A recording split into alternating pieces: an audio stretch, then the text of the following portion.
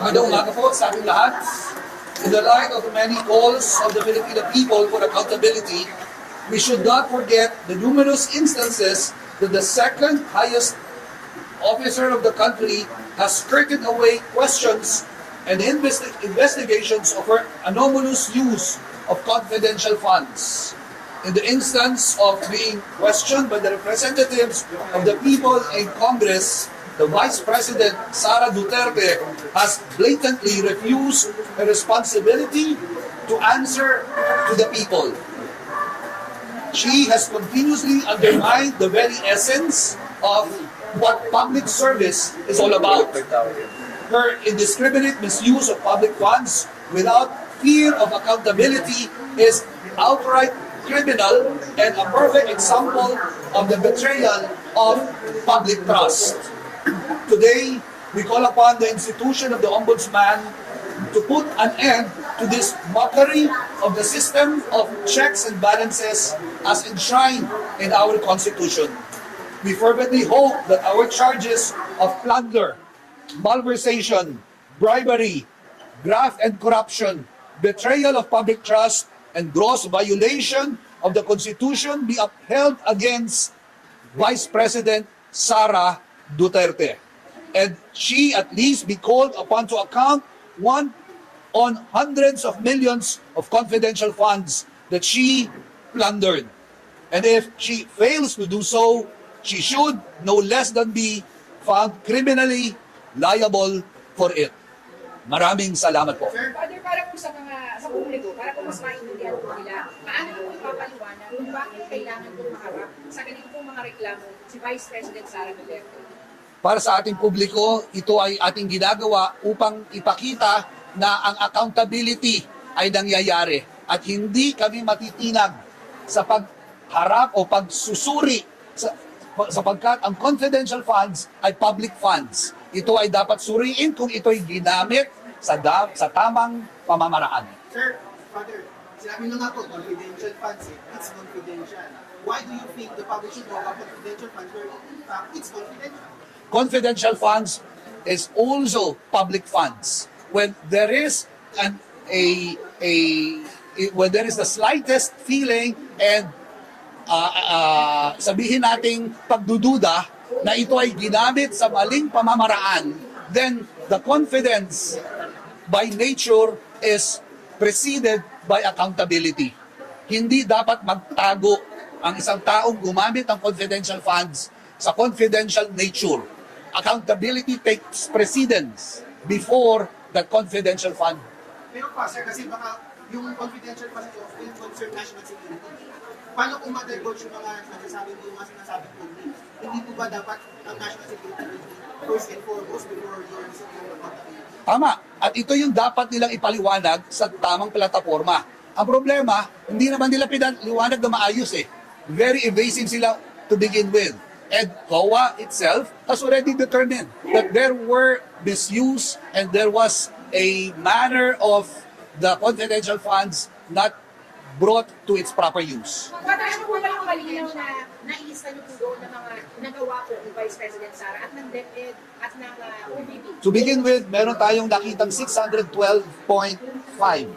na pera na winidraw, na ginamit, ngunit hindi maipaliwanag. Yun ang isa sa nais natin hanapin, harapin, at mapakinggan kung ano nangyari dito. With the prayer, with the facts that we have presented and have assigned our signatures, we pray that this will be heeded and uusad ang kaso upang mapanagot kung dapat may panagutin. Kung walang tinatago si Sara Duterte, umarap siya. Pero sir, Father, kasi sasabihin ng mga supporters ni Vice President Sara Duterte, it's just a political point. I mean, lahat kayo galit kay Sara Duterte, you want her out of Vice Presidency. Galit po tayo sa nanggagamit, galit po tayo sa kasinungalingan, galit tayo sa nagbabaluktot ng katotohanan. Walang politika dito. Bilang pari at simbahan, the truth has always been enshrined in the gospel, and that is why I'm here. Pero Sir, pinag-asa natin na gagawin ni Ombudsman Remulla, Bibi Sara Duterte is a principal officer and as may immunity from suit in Trililing. Father, ano po inaasahan natin sa Not the Vice President. So, can you clarify that? Clarify that. I'll allow my friends to also respond to that. Please. Ma'am, lapit sa mic, ma'am. Ma'am, sakit na, ma'am. Ma'am, mic, mic. Hindi immune sa... Yan, ma'am, kita, ma'am. Si VP Sara Duterte po ay hindi immune sa kaso. No? Nakita natin sa deliberation ng House of Representatives at ito ay sworn statement ng mga empleyado mismo ng DepEd yung abuse sa paggamit ng confidential fund. Pero may mga bitin pa na ebidensya na hindi lumalabas, hindi pa natin nakikita ang bank account si VP Sara, hindi pa lumalabas ang report ng Department of National Defense kung saan nga ba dinala ng pondo yung mga saan dinala yung pondo na binigay sa security ni VP Sara. Yan po ay may malinaw na utosan na nag-investiga ang DND pero hindi pa nakikita. So naniniwala po tayo na with this petition for the Ombudsman to do further investigation, in fact, mas makakalinaw to sa lahat. Lalabas ang facts, lalabas ang ebidensya, at mas makakalinaw ang taong bayan kung paano nga ba inabuso ang pondo ng Pero yung confidential fund. pagbukas ng mga bank account, gaano ka-importante po ito para po sa inyo? Importante yan kasi dyan mo makikita yung flow of money. Yan ang mag-establish ng kaso ng Plunder. Paano siya nakikinabang sa mga pondo na dumaloy sa bank account si VP Sara. So magandang magkaroon ng disclosure mula sa Anti-Money Laundering Council patungo sa Ombudsman at yun yung inaasahan natin. Dahil yun naman ang function ng Ma'am, you-mention po yung mga fictitious names, yung Hurricanes. Yes. Go ahead. Yeah, so lumabas naman yan sa public hearing natin, mga fictitious names, no? At malinaw na may proseso kung paano hindi mako-compromise ang national security.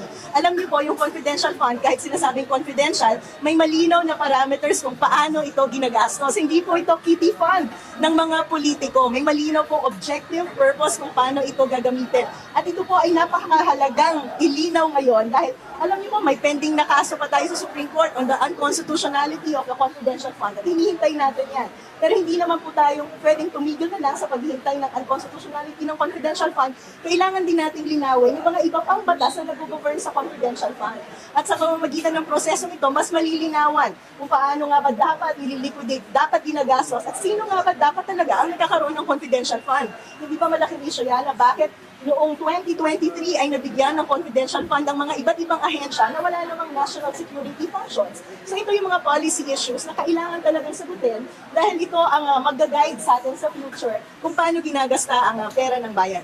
Ma'am, is this a If ever man na-open po yung money trail, ma'am, may plano po ba tayo mag-file ng impeachment complaint? Can you take on the other questions? Okay. Meron kaming gagawin pa sa taas. Iwan namin yung ibang complainants namin para tumugon naman sa ibang katanungan. Okay? Excuse us. Go ahead. Sir, does this address the Supreme Court decision virtually making it very hard to impeach a public official? Kasi binaril yung Supreme Court, We hope that this process will also be recognized as something as valuable as such. So sir, ready ba to dahil given the decision of the Supreme Court? Is this a feasible remedy? It's recognizing that we have various mechanisms, various institutions to hold our politicians accountable. And we have to make sure that these institutions are working for our interests. Sige po. With regards to that question, with regards to that question, we're hoping, okay, we understand, no, that the Ombudsman may in fact recommend impeachment also. So it does address the question. It's up to the Ombudsman to investigate and recommend. Kasi of course, this is all, of course, her supporters will play, but it's all politics. It's all against the notion that she can run in 2028. Parang pinibigyan siya tumakbo against dun sa will of her supporters to run for president. What's your thoughts about it? Kasi parang it's all planned. Parang sinasabi ko, it's all planned against a possible Sara Duterte run in 2028. We don't get into that eh. Ang tinatanong lang namin kung siya ay may pagkakasala dahil nagnakaw siya. Kung ano ang consequences nun, wala ako dun eh. Pero hindi naman pwedeng hindi siya imbestigahan dahil gusto niyang tumakbo at may ibang taong gustong tumakbo siya. Pero of course, yun ba yung Alam mo, ang sinasabi ko lang sa ating mamamayan, pumasok sa ganyang klaseng labanan ng reasons, no? Kasi laban talaga sa tamang paraan ng pagpopolitika. Yung it's all politics, there's good politics and there's bad politics. And that kind of reasoning is bad politics. Sylvia Estrada Claudio. Sylvia Estrada Claudio. Thank you, ma'am.